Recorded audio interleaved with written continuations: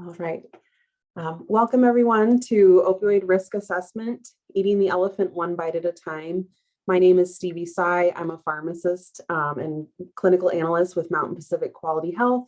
And I'm here with Kevin from Sync Health. And we are excited to continue on with part 2 of our series here. Today, we will focus on PDMP utilization. This webinar series is being brought to you in partnership with the Wyoming Center on Aging and funding from the Geriatric Workforce Enhancement Program. Next slide, please. Our session goals are going to continue on, be the same as they were previously. Next slide, please. And as I mentioned today, we're going to talk specifically about prescription drug monitoring programs and the way that we can utilize them to enhance our risk assessment programs in the healthcare spectrum. So that will include multiple practice sites, including hospitals, emergency departments, outpatient clinics, pharmacy, and even long-term care. Next slide, please. So I wanted to kick us off with the why. Why are these things important? And this is a snapshot of our Medicare fee-for-service population here in the Mountain Pacific region, which includes Alaska, Hawaii, Montana, and Wyoming, as well as the Pacific Territories. And as you can see here, one of the asks from the Centers for Medicare and Medicaid is that Mountain Pacific track how many people are dying because of opioid-related overdose deaths. And so that's what this graph is showing you here. The red dotted line is a predictive line of best fit. And that blue line is how many people we have actually lost over the course of the last almost 3 years. We have data as recent as December 2021, starting in October of 2019. And you can see we made some really dramatic improvements right at the threshold at the end of 2019 before we hit the pandemic in 2020. And then things have really just stayed stagnant since then. We're seeing it across those states and territories about 131 deaths per 100,000 Medicare fee-for-service beneficiaries. And that's a patient population that is least at risk in terms of substance use disorder risk factors when we talk about other adults. Younger adults are actually more at risk. So you would expect if we were to take a snapshot of people age 18 to their mid-30s, those populations are going to have a much higher rate. And so we are losing our neighbors and our residents to opioid overdose still this far into the opioid pandemic. And so we wanted to just talk about the work's not done yet. We are always chasing zero in quality improvement. There is no goal number when we talk about how many people we want to see die of opioid overdose death. Obviously, we'd all like to see that be zero. And so we still have a long way to go to drive that closer to zero. Next slide, please. This slide here talks about not only the deaths that can happen with opioid adverse events like overdose, but it also has to do with adverse events. So this could include things like falls, head injuries, respiratory suppression, people presenting to hospitals with those events. So people who are sick enough from their opioids that they had a medical encounter. So people who really had a poor outcome have major morbidity or mortality from their opioid overdose, from their opioid adverse event, excuse me. That doesn't always include overdose, but it absolutely is in that bucket. And you can see here, our rate is going the wrong direction. That blue line is slowly creeping up. And there's lots of reasons why that happens. The pandemic has certainly impacted the way that we address adverse events around opioids and how much focus and time we could spend working on opioids. But we are, like I said, seeing that tick up. So if you remember the last slide, we had 131 deaths per 100,000 Medicare fee-for-service beneficiaries. When we start talking about just adverse events, people being hurt by their medications, it's much higher. Our most recent data is telling us that about 89 Medicare fee-for-service beneficiaries per 1,000 are having a harm because of their opioid prescription. That also could include some opioid illicit drugs, because we do include information for people who are not necessarily prescribed the opioid that hurt them. But by and large, in that Medicare population, probably that was a prescription medication that we intended to do good for that patient. And 89 in 1,000 were injured by the use of that medication. So there's still a lot of need to continue to work on this and to get better about assessing patient risk and make sure our patients are meeting their goals and having good outcomes.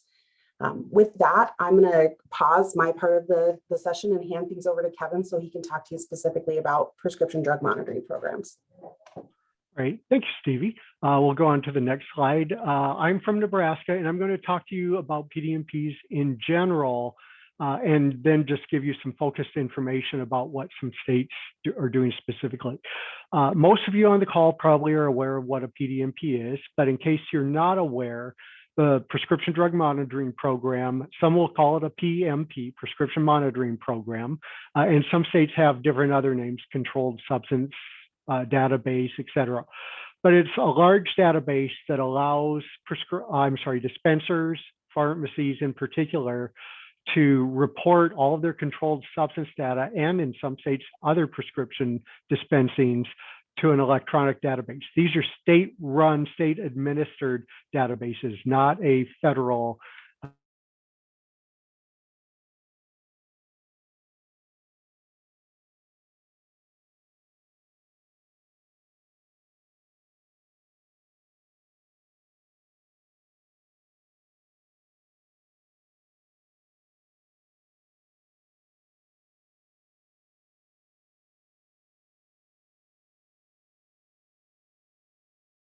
basis. Sorry, could I have the next slide? It doesn't seem to be moving forward. There we go. It allows providers, the prescribers in particular, and pharmacists to access patient profiles based on these controlled substance dispensings to the system. And it oftentimes allows delegates or designees to log in on behalf of those providers. This is very beneficial when it comes to the workflow that we'll get into in a minute. And this is really all about patient safety. It has a primary focus of monitoring for fraud, diversion, abuse or misuse of controlled substances, but all that really comes back around to monitoring for patient safety. A lot of these systems can allow those prescribers and pharmacists to manage their delegates, to add or remove delegates that access this on their behalf. Oftentimes these have advanced systems for reporting and being able to view that data. Most pharmacies now, when they report the data, they allow the PDMP to share that data with other states. Most states can see each other's data, as we know patients do cross state lines. And it can now be integrated directly into the clinical workflow, whether it's into a pharmacy dispensing system, an EHR, or an HIE. Could you go to the next slide, please? So the process on how it works, and this is really important because we know, as we talked about last session, that there's an increased burden on providers to check the PDMP. It takes time. And so this is the general process and shows how it can be done.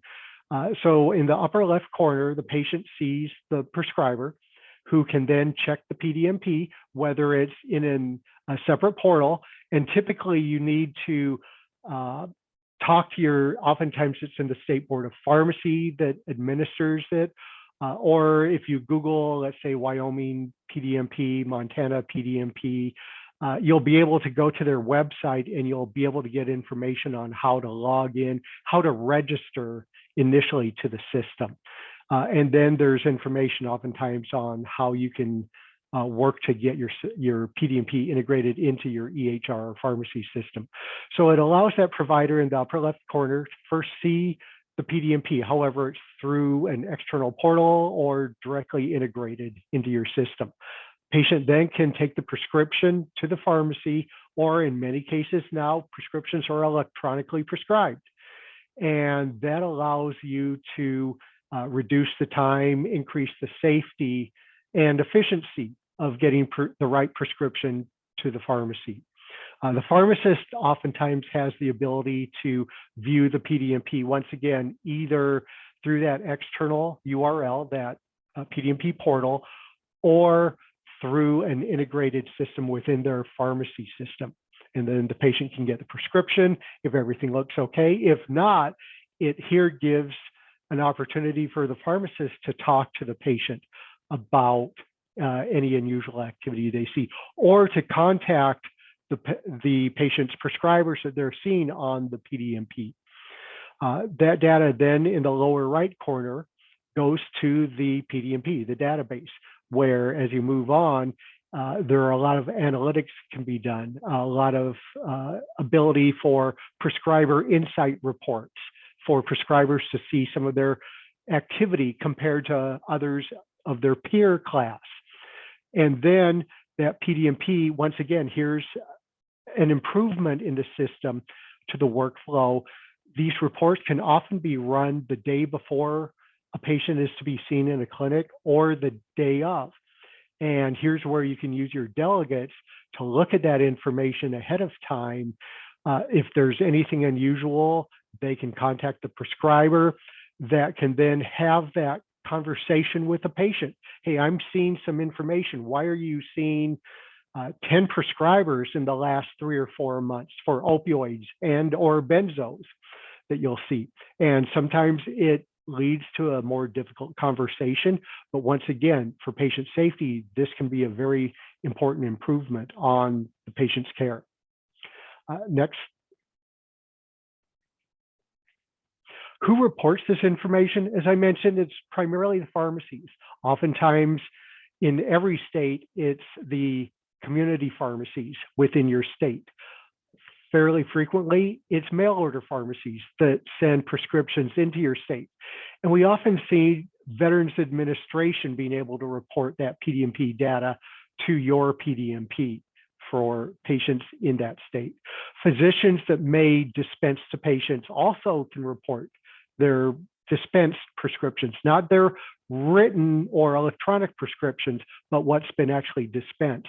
And then in about 15 to 18 states around the nation, veterinarians report controlled substances that they've dispensed to their patients or their clients, the owners of those patients. Next slide. To give you an idea of what information actually gets reported, because there can be a lot of information. You get the patient information, patient identity, patient matching is one of the largest challenges, even within your EHR or the HIE, but the PDMP even has a greater challenge with patient matching. We get the pharmacy information, so you know where it is. Is the patient seeing multiple pharmacies? It gets the prescription information, everything from when it was written or issued, when it was filled, meaning processed by the pharmacy, when it was sold or picked up. In many states, pharmacies will collect and send that. And then the information about the prescription, including the payment type. Was it a Medicaid, Medicare, commercial, or was it a private pay? And then the prescriber information to include their name and their DEA and sometimes their NPI information. Next slide. So what drugs specifically are monitored that are reporting this information? From this map, and this is somewhat dated, but still pretty much updated, it gives you generally a feeling that you can see it's controlled substances, either schedules 2 through 4 or 2 through 5. And then you'll see, especially in the green, that's the controlled substances plus what's known as a drug of concern. And these drugs of concern are non-controlled substances that have been shown in states and even federally to have some abuse potential. Right now, the biggest drug of concern is gabapentin. And in many states, that's starting to be scheduled on the state level. Other types of drugs of concern are naloxone, about half the states are beginning to report naloxone to their PDMP. Connecticut is a state that reports diabetes, supplies, glucagon, and insulin. Nebraska, you can see in the middle of the map, we're purple. We're different than everyone else. I asked the makers of this map to make it either blue for Creighton University, the Blue Jays, or red for the Huskers. And they didn't necessarily like that. So we settled upon purple to pull them all together. And what does purple mean? Nebraska is collecting all prescriptions. We have controlled and non-controlled substances. The reason for that is it allows for a more robust and comprehensive medication history for MedRec. So if you're doing medication reconciliation in a hospital, you know the challenges that you have.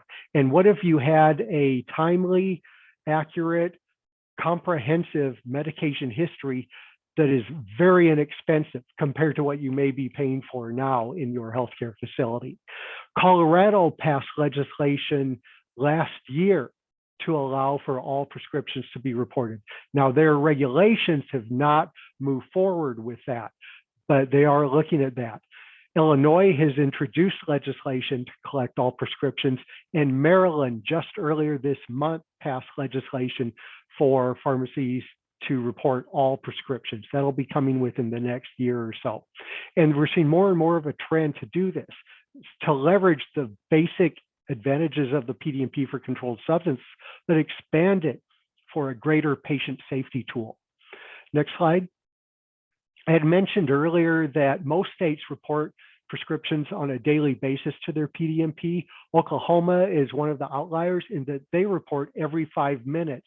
So by the time the patient walks across the street from pharmacy A to pharmacy B for a potential forged prescription, it can be reported to the PDMP. Next slide. Each PDMP, although many of the states and probably most of the states on this call use the same or one of 2 or 3 PDMP vendors, this is just an example of what the PDMP screen can look like. Oftentimes it'll show, sometimes some people will call it a risk score or risk assessment. I prefer to call it a clinical safety alert, that it provides additional information for the provider face up. And you'll see something like this if you have EHR or HIE integration of the PDMP. Oftentimes they'll have some type of alerting or assessments right there. So you can see your morphine milligram equivalents and try to identify if the patient is at risk for adverse events or even overdose right up front. You can see if patients are viewing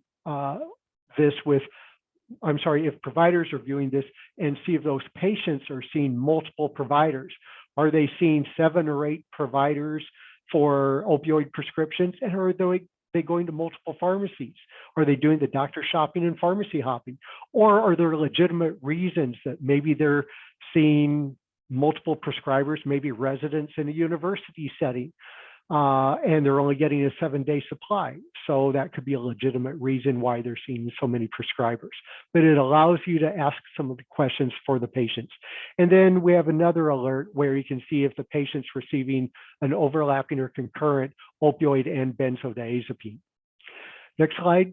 And I'm a picture person. I like to see graphs. So on our PDMP and others as well, you can see when they're getting their prescriptions. In this case, for the MME assessment, you can see when they were getting all of their opioid prescriptions, and you can see near the end, so maybe they had surgery early on in the month and it trailed down.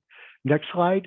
You can see a quick graphic representation or a tabular representation of all the prescribers and all the pharmacies that patient is going to. And next slide. This is what our overlapping opioid benzodiazepine graph looks like. So you can see if and when they're getting these overlapping opioids and benzos, and if you feel that it might be something for a conversation with the patient or their other providers. Next slide. I'll turn that back over to you, Stevie. Thank you, Kevin, for that great review of prescription drug monitoring programs. And as he mentioned, they are very state specific. So if you feel like yours is not working as well in your state, these are things that you can work with your legislators on to make it a more functional tool for you. Because as I hope Kevin really drove home for you, this is a clinical tool. We like those clinical safety alerts, and this helps give us more guidance around how we should care for our patients. It's not necessarily anything that has hard and fast rules around it.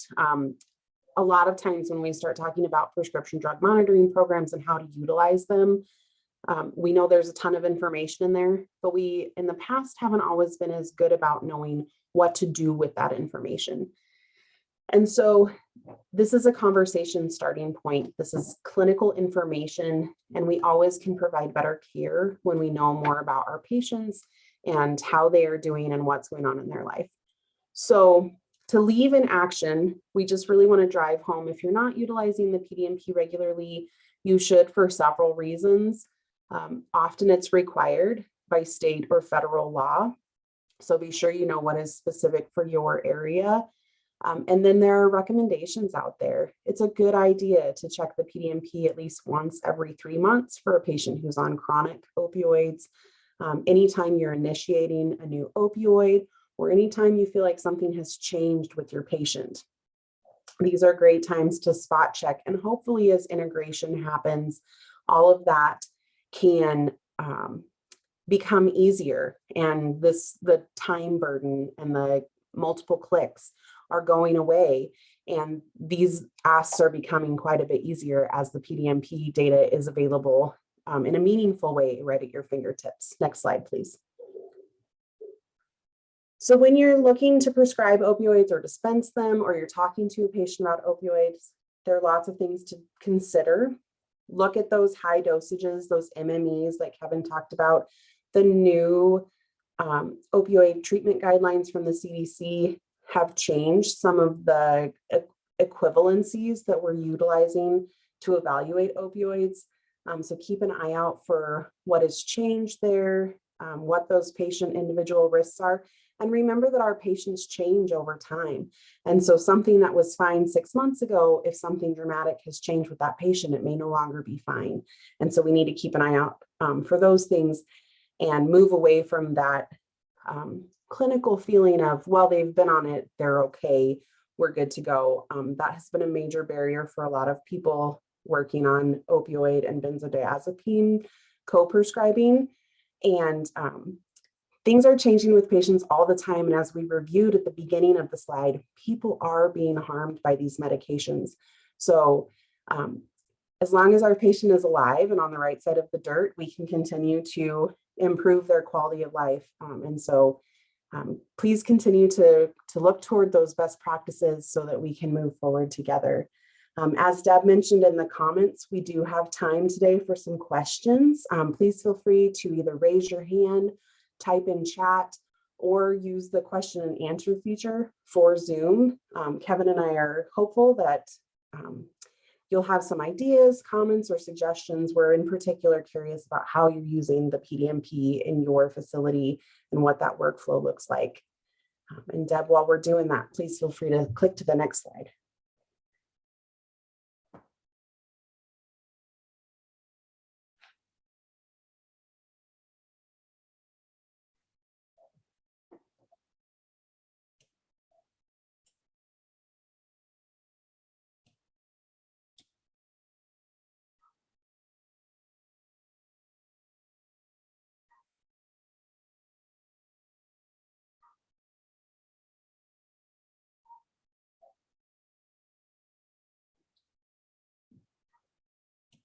So to kick us off, I'd be curious. Oh, it looks like Cynthia feels like she's lost audio.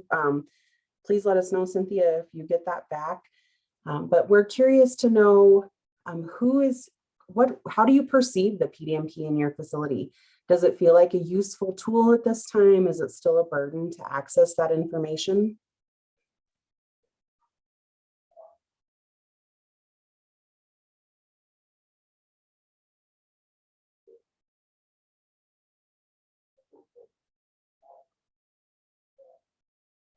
Yeah, so Kyla in Alaska has mentioned that there can be an administrative burden on some of the smaller rural pharmacies.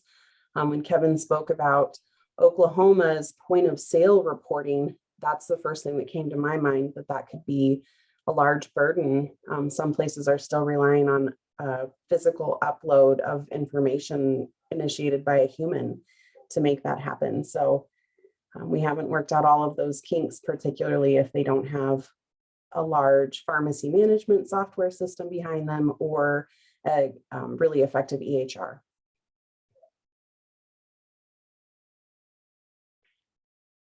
Kevin, do you have any final thoughts or comments that you would like to throw in? Sure. So I do think, and I see where Kyla has stated that the PDMP is integrated in their system, into their software, and it removes that additional login. So it really is like a one-click access. It's really great. Some states, I know Wyoming is making some modifications and changes to their PDMP vendor, which is coming up. And I think that's going to afford some opportunities to be able to expand up those for integration, just with other states. That workflow integration is so important. It can make it go from multiple clicks down to a single click, and you see all of that information face up.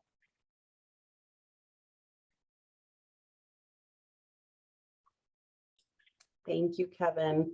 I think that we will go ahead and say thank you to our audience participants. Please feel free to reach out to either Kevin, Deb, or myself if you have questions, comments, or concerns. And we look forward to meeting with you guys in session 3, where we talk about applying all of these tools and learnings into real practice settings.